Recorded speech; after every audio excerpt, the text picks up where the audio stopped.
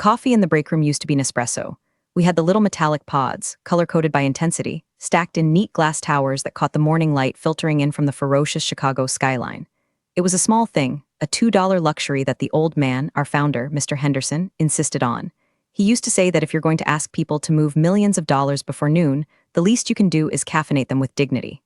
Now it was brown sludge in a generic glass carafe that smelled like burnt hazelnuts and despair. I stood there, watching the dark liquid drip slowly into my mug, realizing that the coffee was the perfect metaphor for what West Axis Consolidated had become in the last 6 months. Since Mr. Henderson retired to his vineyard in Napa, and the board brought in Jason, everything had shifted from substance to optics.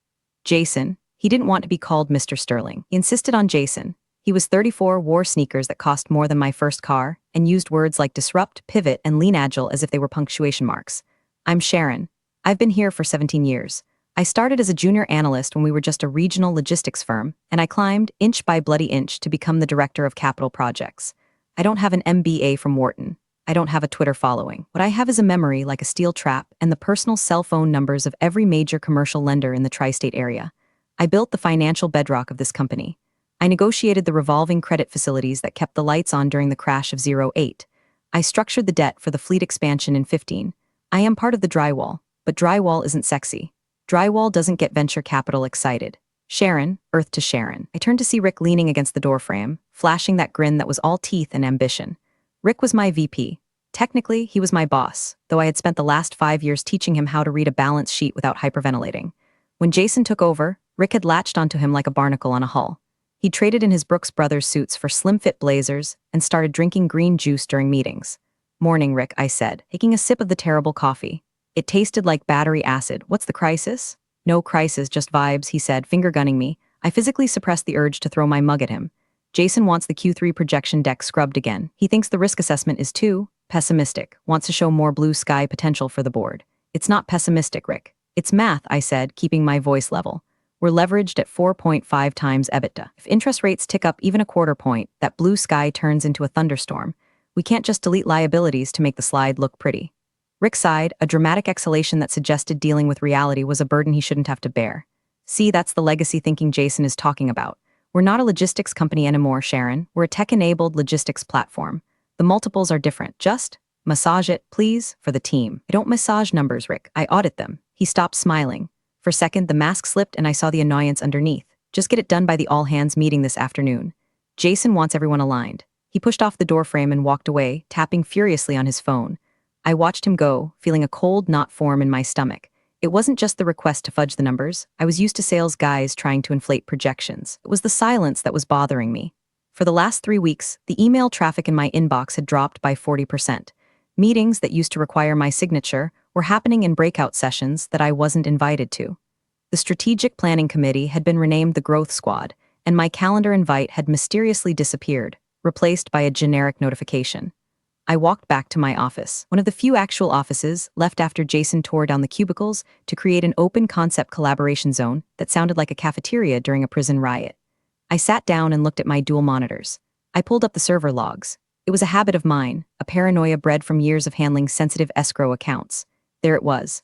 A folder created at 7 a.m. this morning on the shared drive, confidential restructured draft V4. I tried to open it, access denied. "You do not have permission to view this resource." I stared at the screen.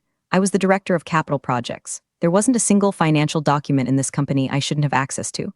If they were restructuring and I was locked out, it meant one of two things. Either they were doing something illegal, or they were getting ready to fire me, or both. I sat back, the leather of my chair creaking.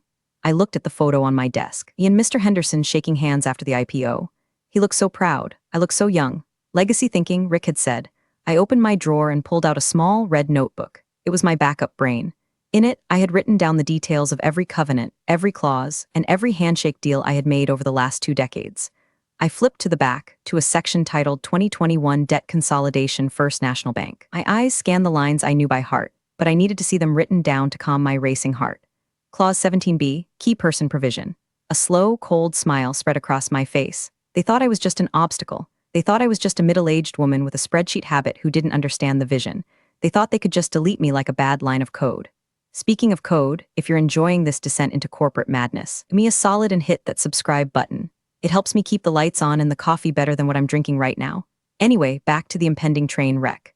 I closed the notebook and locked it back in the drawer. The all-hands meeting was in 4 hours. Jason was going to stand up there and talk about the future. Rick was going to nod and clap like a trained seal, and they were going to look at me, sitting in the back, and think I was finished. I took another sip of the battery acid coffee. It still tasted terrible, but now it tasted a little bit like fuel. I opened my laptop and started typing an email, not to Rick, not to Jason, but to Mark, the president of First National Bank. Subject, catching up. I didn't send it yet. I saved it to drafts. I needed to see how they played this. I needed to see the whites of their eyes. The office outside my glass wall buzzed with the frenetic energy of young people who didn't know that companies could die. They were talking about stock options and launch parties. They didn't hear the structural groaning of the hull. But I did. I had built the ship, after all. And if they wanted to throw the captain overboard, they were going to find out the hard way that I was the only one who knew how to steer.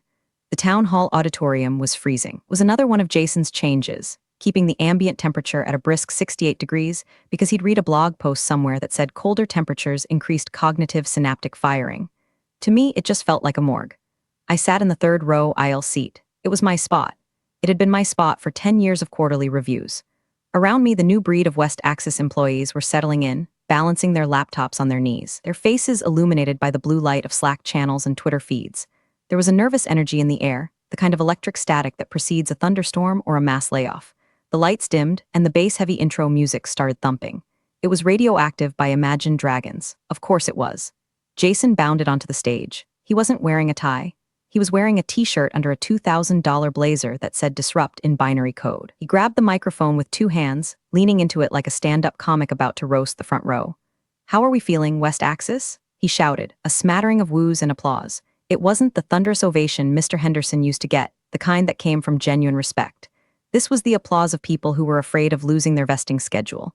"We are at an inflection point," Jason began, pacing the stage. "For decades, this company has been a giant, a slow, lumbering, sleeping giant. We moved boxes. We signed papers. We did things the safe way." He made air quotes around the word safe like it was a slur. I sat perfectly still, my hands folded in my lap. I knew where this was going. "But the world doesn't reward safe anymore," Jason continued, his voice dropping to a conspiratorial whisper. "The world rewards the bold, the agile. We need to shed the weight of the past. We need to trim the fat." On the giant screen behind him, a slide appeared. It showed a rocket ship taking off, shedding its booster stages. The boosters were labeled legacy systems, redundant processes, and I squinted to be sure traditional management. Rick was sitting in the front row, nodding so vigorously I thought he might give himself whiplash. He caught Jason's eye and gave a thumbs up. "I know change is hard," Jason said, walking to the edge of the stage. He stopped directly in front of me. He didn't look at the crowd anymore. He looked right at me. "Some of you have been here a long time. You've built comfortable little fiefdoms. You think you own your processes. You think the company can't survive without your rubber stamp." The room went quiet. The air grew heavy. Everyone knew who he was talking to. I was the Department of No. I was the one who killed the crypto payment initiative. I was the one who blocked the purchase of the luxury company jet because it violated our debt covenants. "But let me be clear," Jason said, a smirk playing on his lips. "Nobody is bigger than the vision. If you can't get on the rocket ship, you get left on the launch pad. Some of you need to remember your place. You are support staff. You are the plumbing. We are the architects." Rick let out a loud, sharp chuckle. It echoed in the silence. "Know your place," Jason repeated, softer this time but with more venom. I felt the blood rush to my ears, a hot, stinging wave. It wasn't the threat of firing that hurt. I had a golden parachute. I'd be fine. It was the dismissal, the plumbing. He was talking about the financial architecture that kept his paycheck from bouncing as if it were a clogged toilet he was too important to plunge. My face didn't move. I didn't frown. I didn't scowl. I practiced the stillness I had learned in 100 boardroom negotiations. I simply reached out, firmly grasped the lid of my laptop and closed it. Snap. The sound was small, but in the quiet room it sounded like a gunshot. Jason blinked, momentarily thrown off by the lack of submission. He turned back to the crowd, launching into a diatribe about vertical integration synergies. In my pocket, my phone buzzed, one long vibration, then another. I slipped it out, shielding the screen with my hand. It was a text message, not an email, a text. Sender, Mark First National Personal Message. "Sharon, are you in the room with him?" My risk officer just flagged a drawdown request for $40M on the revolver. Signature looks creative. "Call me now." My heart stopped, then restarted with a slow, heavy thud. $40 million, the entire liquidity buffer, and creative signature? That meant they had tried to bypass me, had tried to forge an approval or use an old authorization code. I looked up at the stage. Jason was gesturing wildly at a graph that went up and to the right, totally divorced from reality. He looked like a god. He felt like a winner. He had just publicly humiliated the only person in the room who could save him from federal prison or financial ruin. "Know your place," I whispered to myself. I stood up. Jason stopped mid-sentence. "Going somewhere, Sharon. We're just getting to the good part." "Bathroom," I said clearly. My voice didn't shake, unless I need a permission slip for that too. A ripple of nervous laughter went through the room. Jason's jaw tightened. Don't take too long, you might miss the future. I wouldn't miss it for the world, I said. I walked up the aisle, my heels clicking rhythmically on the concrete floor. I didn't look back. I pushed through the heavy double doors into the hallway, the thumping bass of the presentation fading behind me. I looked at the phone again. Call me now. I walked to the floor-ceiling window overlooking the city. I took a deep breath, inhaling the scent of industrial cleaner and ozone. The anger was gone. It had been replaced by a cold, crystalline clarity. I swiped right and pressed the call button. Good morning, Mark, I said. My voice was calm, contrasting sharply with the chaotic thumping of the bass that still bled through the auditorium doors. Sharon, Mark's voice was clipped, tight. I could hear the background noise of a trading floor or a busy bank office on his end. Mark wasn't a branch manager. He was the president of commercial lending for the entire Midwest region. We didn't talk about the weather. I have a drawdown request here initiated by a Jason Sterling. It's timestamped 10:45 a.m. It's asking to max out the credit facility for a quote-unquote strategic acquisition in the APAC region.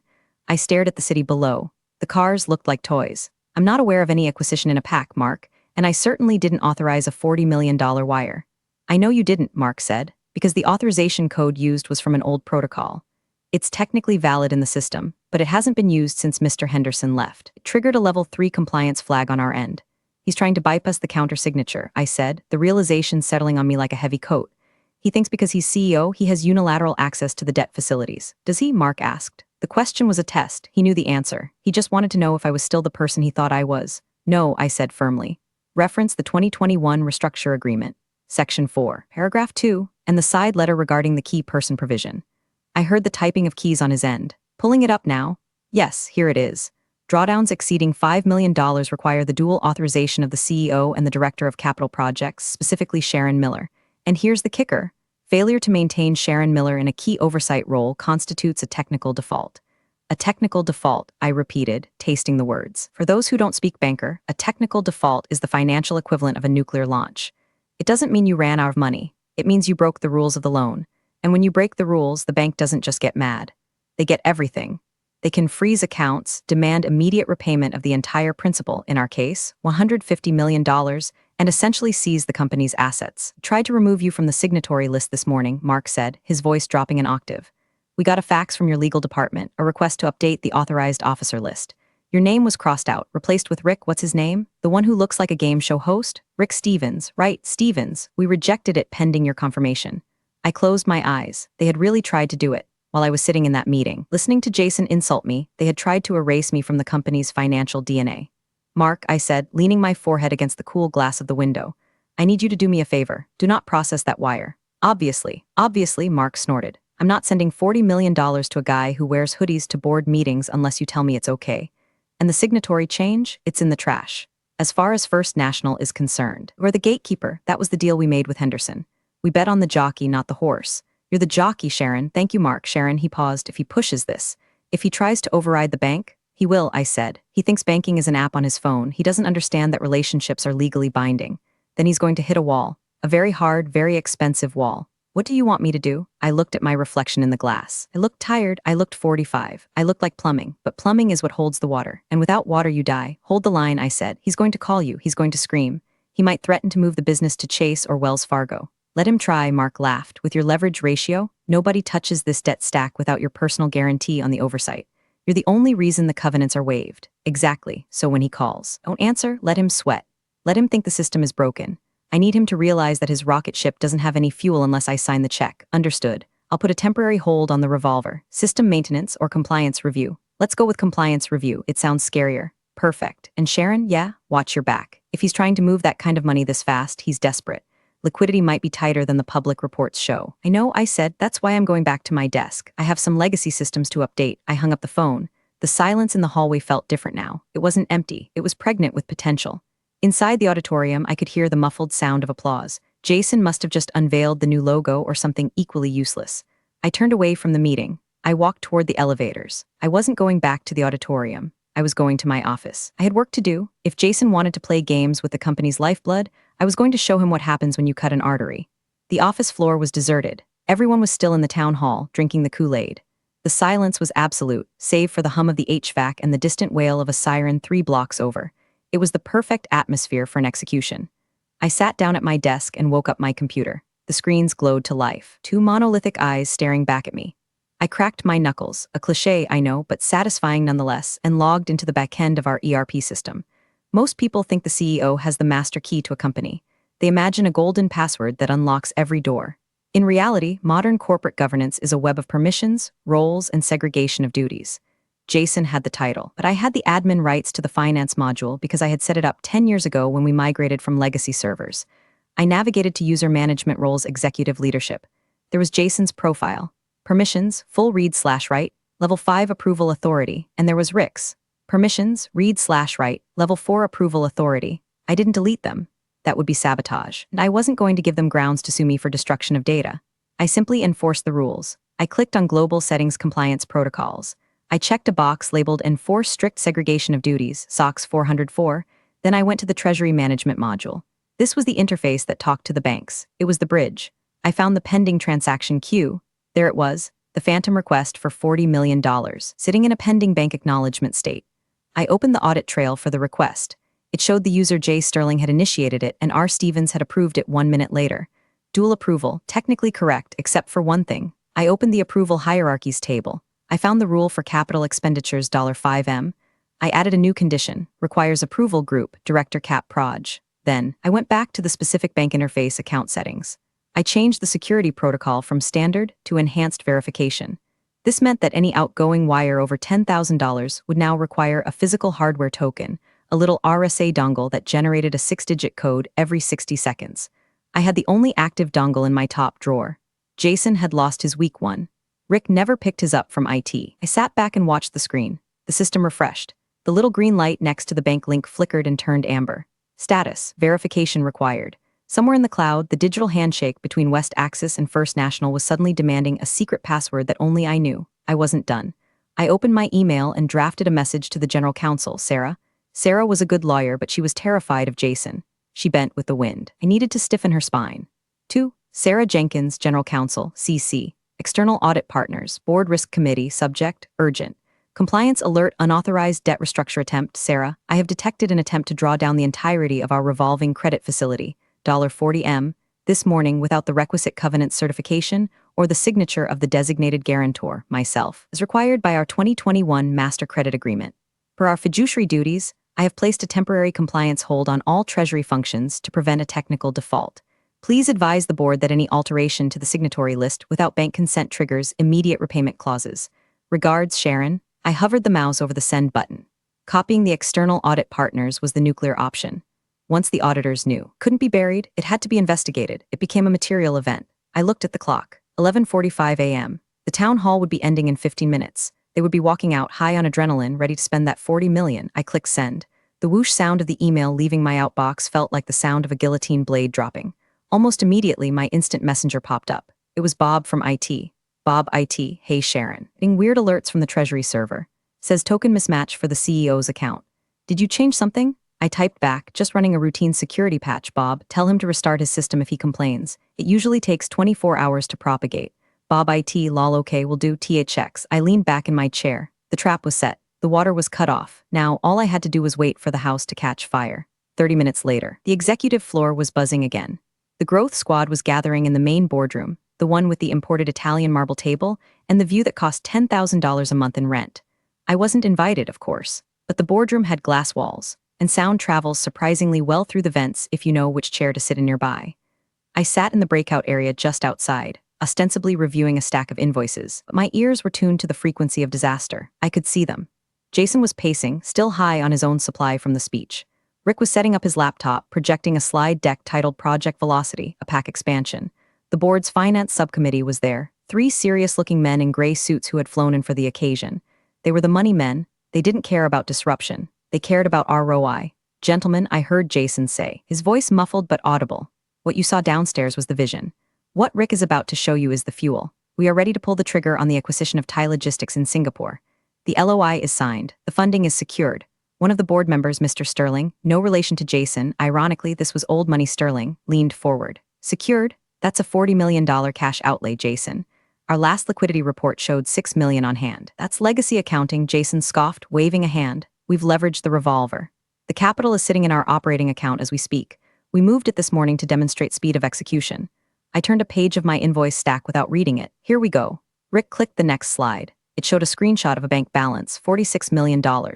As you can see, Rick said, pointing a laser pointer at the screen, we are liquid and ready to strike. Refresh the page, Mr. Sterling said. He was old school. He didn't trust screenshots. Rick smiled, that oily, confident smile, of course. He tabbed over to the live banking browser window projected on the screen. He hit F5. The little spinning wheel appeared. It spun and spun and spun. Then the screen flashed red. Error 403, authorization failure, token required, balance unavailable. Rick frowned, Wi-Fi must be spotty. 1 second. He tried again. Error 403, compliance lock engaged. Contact administrator S. Miller. The room went deadly silent. The name S. Miller was projected in bold, red letters 10 feet high behind Rick's head. Jason stopped pacing. He stared at the screen. Rick, what is that? I don't know, it's saying. It's asking for Sharon's token. Bypass it, Jason snapped. Use the admin override. I am using it, it's not working. Rick's voice pitched up, cracking slightly. Mr. Sterling put his glasses on. Why does it say compliance lock? Jason, did you clear this drawdown with the compliance officer? I am the CEO. Jason slammed his hand on the table. I am compliance. That's not how banking covenants work, Mr. Sterling said coldly. He pulled out his phone. I'm calling the bank. I saw Jason's face drain of color. He lunged for his own phone. He dialed furiously. I knew exactly who he was calling. My desk phone rang. I let it ring. 1, 2, 3. In the boardroom, Jason was staring at his phone, then looking out through the glass walls. He spotted me. I was sitting calmly, a highlighter in my hand marking a line on an invoice. I didn't look up. I let the phone ring until it went to voicemail. Then Jason's cell phone rang. He answered it, looking relieved. Mark, finally. Listen, your system is glitching. We're in a board meeting, and he stopped. He listened. I watched his posture collapse. It was subtle, but I saw it. The shoulders slumped. The chin dropped. Mark was giving him the speech, the technical default speech. Jason looked at the board members. He looked at Rick. Then slowly he turned his head and looked through the glass wall directly at me. I looked up. I locked eyes with him. I didn't smile. I didn't wave. I just stared blankly, like a piece of plumbing that had suddenly decided to stop flowing. Mr. Sterling stood up in the boardroom. Jason, if we don't have the liquidity, this presentation is fraud. We need to adjourn now. No, wait, it's a clerical error. Jason pleaded, following them as they started packing their briefcases. Sharon just needs to click a button. It's just a button. Then go get her to click it, Mr. Sterling said, buttoning his jacket, or we have a very different conversation. Jason stormed out of the boardroom. He was coming for me. Before Jason could reach my desk, my email chimed with a priority notification. It was a personal address I recognized instantly, hhenderson@gmail.com. The subject line was just a winking emoji. I opened it quickly. Sharon, Mark at First National, called me, said there was some excitement with the accounts today. He told me you handled it. Good girl. I'm starting a new venture next month. Boutique investment firm for sustainable infrastructure. Small team, good coffee. No growth squads, I need a CFO. Salary is double what you're making, and you get equity. Let them burn, Sharon, then come home. A lump formed in my throat. For 6 months I had felt obsolete, dinosaur, legacy. But the man who built this place knew exactly what I was worth. I wasn't just plumbing, I was the foundation. Sharon, Jason was standing at my desk. He was breathless. His hair was slightly mussed. Disruptor facade was cracking, revealing the panicked child underneath. What did you do? He hissed, leaning over my partition. What the hell did you do to the accounts? I slowly capped my highlighter. I didn't do anything, Jason. I just ensured we remained compliant with our contractual obligations. You locked me out. I have board members walking out the door. Fix it. Unlock the funds. Now, I can't do that, I said calmly. Don't give me that. You have the token. Rick said you have the token? I do, I said. But per the credit agreement, which I'm sure you've read, I cannot authorize a drawdown of that magnitude without a certified board resolution approving the specific acquisition, an updated solvency opinion from an external auditor, and a written affirmation that the debt-to-equity ratio will remain below 3.0 post-transaction. I picked up a piece of paper. According to the slide Rick was showing, this acquisition pushes leverage to 5.2. If I sign that wire, I am committing bank fraud, and so are you. I don't care about the ratios, Jason shouted. People were staring now. The open plan office had gone silent. I am the CEO, I am giving you a direct order, and I am the director of capital projects acting as the fiduciary guarantor for the lender, I said, my voice rising just enough to carry across the room. My duty is to the solvency of the company. Not your ego, I will not sign an illegal wire. Is that clear? Rick came running up, panting. Jason, Mr. Sterling is on the phone with the chairman. They're calling an emergency session. Jason looked at Rick, then back at me. His eyes were wild. You're fired, he spat. You are fired. Pack your shit and get out. Rick, call IT, revoke her access. You can fire me, I said, standing up. But that doesn't change the bank's signature card. In fact, if you fire me, Clause 17B triggers immediately. The loan becomes due in full within 24 hours. I smiled. It was the first time I had smiled all day.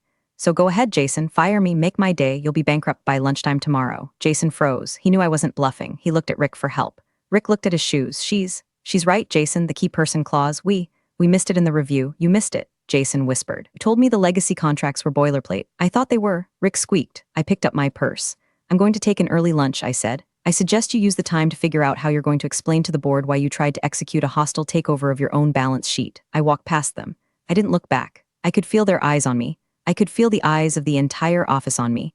I walked to the elevator, pressed the button, and waited. The doors opened. I stepped in. As the doors closed, I saw Jason standing there, paralyzed, a captain who had just realized his ship was made of paper. I didn't actually go to lunch. I went to the coffee shop across the street, a real one with baristas who knew how to pull a shot, and sat by the window watching the West Axis building. My phone blew up. 7 missed calls from Sarah, general counsel. 3 from Rick. 0 from Jason. And 1 email from the chairman of the board, explicit and terrifyingly brief. Subject: emergency session 2:00 p.m. to Jason Sterling, Board of Directors, CC, Sharon Miller, review of covenant status. Attendance mandatory. At 1:45 p.m., I walked back into the lobby. The security guard, Mike, who had been there as long as I had, gave me a nod. They're running around like headless chickens upstairs, Sharon. What did you do? Just cleared a clog in the plumbing, Mike, I said. When I reached the executive floor, the atmosphere had shifted from panic to funeral. The growth squad was nowhere to be seen. The assistants were whispering. I walked straight to the boardroom. The door was open. The entire board was there, some in person, some on giant screens via Zoom. Jason was sitting at the head of the table, looking like a schoolboy called to the principal's office. Rick was sitting in the corner, trying to make himself invisible. When I walked in, the conversation stopped. Miss Miller, the chairman said. He was a stern man who had built his fortune in steel. He didn't like tech bros. Thank you for joining us. Please take a seat. He gestured to the chair opposite Jason. I sat down. I placed my red notebook on the table. We have received a formal notice from First National Bank, the chairman said, holding up a piece of paper. It states that an irregular transaction was attempted today, and that as a result, the bank has placed a freeze on all credit lines pending a full audit of our governance controls. He looked at Jason. Jason tells us this is a misunderstanding, a glitch caused by your refusal to update a password. Jason glared at me. She hijacked the system. She's disgruntled because she wasn't included in the strategic planning. Is that true, Miss Miller? The chairman asked. I didn't answer immediately. I opened my notebook. I smoothed the page. Mr. Chairman, I said, this morning I detected an attempt to transfer $40 million, our entire operating cushion, to an offshore holding company for an acquisition that has not been vetted by legal or finance. The authorization code used was obsolete. The signature was digital, not physical. And the leverage impact would have breached our Series B covenants instantly. I slid a folder across the table. I had printed the logs before I left. Here is the audit trail, I said. It shows Jason initiating the wire and Rick approving it, a direct violation of the segregation of duties policy required by the Sarbanes-Oxley Act. The chairman picked up the folder. He flipped through it. The room was silent, so I continued. I didn't hijack the system. I stopped the CEO from committing a federal crime. Jason stood up. This is insubordination. I am trying to grow this company. You're just a glorified accountant. Sit down, Jason, Mr. Sterling, the board member snapped. Jason stayed standing for a second, then sank back into his chair. Miss Miller, the chairman said, looking at me with a new expression. Respect, fear, maybe both. If we lift the freeze, will the bank work with us? That depends, I said. On what? On who makes the call. The board asked for a 10-minute recess to confer privately. That meant they were calling the lawyers to see how much it would cost to fire Jason versus keeping him. We were left in the room. Me, Jason, and Rick. The silence was heavy, thick with the smell of sweat and expensive cologne. Jason spun his chair around to face me. His face was blotchy. The cool, detached visionary was gone. You enjoyed this, he whispered. You planned this. You waited until the exact moment to humiliate me. I didn't plan anything, Jason, I said, checking my watch. You tried to rob the bank. I just turned on the alarm. I was going to fix it, he hissed. Once the acquisition went through, the revenue would have covered the debt. We would have refinanced in Q4. It was a bridge. It wasn't a bridge, I said. It was a gamble. With other people's money. You don't get it, he shook his head, looking at me with genuine pity mixed with hatred. You're obsessed with the rules. You don't understand how the real world works. You have to break things to build things. I built this company, I said, my voice dropping to a low, hard tone. Mr. Henderson and I built it. We built it on trust. We built it on paying people back. You think breaking things is a strategy? Breaking things is just breaking things. Rick stood up. Jason, maybe we should. Shut up, Rick. Jason screamed. He threw a pen against the wall. It shattered. He turned back to me. I can still fix this. I can talk to the chairman, but I need you to back me up. Tell them it was a system error. Tell them we discussed it. If you do that, I'll double your salary. I'll give you stock. I looked at him. He was bargaining. It was pathetic. I don't want your stock, Jason. It's inflated paper. Then what do you want? He pleaded. You want my job. You want to be CFO? Take it. Just unlock the account. I don't want your job, I said. The door opened. The board members filed back in. They looked grim. The chairman sat down. He didn't look at Jason. He looked at me. Miss Miller, he said, we have spoken to the bank. They are refusing to release the funds or lift the covenant freeze until they receive a verbal confirmation of stability from the designated guarantor. He paused. They won't talk to Jason. They won't talk to me. They asked for you. Jason looked at me. His eyes were wide, pleading. He knew his fate was entirely in my hands. If I said the company was unstable, the loans would be called and he would be the CEO who crashed the company in 6 months. I stood up. I can make the call, I said. I pulled my phone out of my pocket. I placed it on the marble table, right in the center between me and Jason. I put it on speaker. I dialed Mark. It rang once. "This is Mark, it's Sharon," I said. The room was so quiet you could hear the hum of the hard drive in the Polycom system. Sharon, Mark's voice filled the room. "I've got your general counsel on the other line hyperventilating." "What is the status?" I looked at Jason. He was holding his breath. "The status is corrected," I said. "The unauthorized transaction has been canceled. The internal controls held." "Okay," Mark said, "and the leadership. Do I still have my key person in place?" I looked at the chairman. He gave me a barely perceptible nod. "For the moment," I said, "but Mark, we're going to need to update the signatory list immediately." Jason let out a breath, thinking he was safe. "Okay," Mark said. "Who needs to be added?" I looked Jason dead in the eye. "Nobody needs to be added," I said, "but someone needs to be removed." Jason's smile vanished. "The bank president will be expecting a call from you," I said to Jason, my voice echoing the prompt's prophecy. Now, but I was talking into the phone. "Mark, I'm handing the phone to the chairman. He has an update regarding the CEO position." "Understood," Mark said. "I'll wait." I slid the phone toward the chairman. Jason stood up. "Sharon, you can't sit down, son," the chairman barked. "You're done." Jason slumped back, defeated. The rocket ship had exploded on the pad. I picked up my notebook. I picked up my purse. "Where are you going?" Rick asked, his voice trembling. He knew he was next. "I'm going to finish my lunch," I said, "and then I'm going to draft my resignation letter." "Resignation?" The chairman looked up, alarmed. "Sharon, wait, we need you. If you leave the covenant requires a competent CFO," I said. "I'll stay for 2 weeks to transition the accounts. I won't let the company fail. I care about the people here too much. But I'm not working for this board anymore." I looked at the screen at the slide of the rocket ship still projected on the wall. "You wanted to trim the fat," I said to the room. "I'm just helping you out." I turned and walked out of the boardroom. I walked past the glass walls, past the open plan desks, past the terrible coffee machine. I walked out of the building and into the bright Chicago sunlight. My phone buzzed. It was a text from Henderson. "H, coffee is warm. Desk is ready. Come on home." I typed back, "On my way." I hailed a cab. As I got in, I looked back at the West Axis Tower. I imagined Jason upstairs, trying to explain to a banker why he wasn't allowed to touch the money anymore. "Know your place," he had said. I smiled, watching the building fade into the distance. I knew my place. It was wherever the hell I wanted it to be. Big thanks for watching, you sneaky seniors. Subscribe to keep the coffee pot brewing revenge. Your ex-colleagues won't know what hit him.